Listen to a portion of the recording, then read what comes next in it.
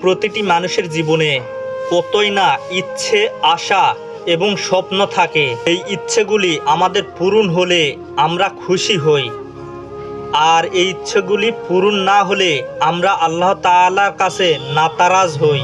তবে আমরা যদি জানতাম এই ইচ্ছেটি আমার পূরণ হলে অনেক বড় ক্ষতি হবে, তাহলে আমরা আল্লাহ তাআলার দরবারে শুকরিয়া আদায় করতাম। আসুন এ সম্পর্কে একটি ছোট্ট উদাহরণ জেনে নেই।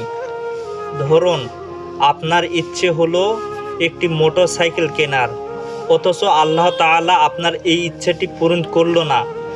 তার কারণে আল্লাহ তাআলার প্রতি আপনি না শুকরিয়া আদায় করলেন। আল্লাহ তাআলার আছে ইলমে গায়েব। আল্লাহ তাআলা জানেন যে এই মোটরসাইকেলটি আপনাকে দিলে আপনি অ্যাক্সিডেন্ট করে আপনার মৃত্যু ঘটবে। সুতরাং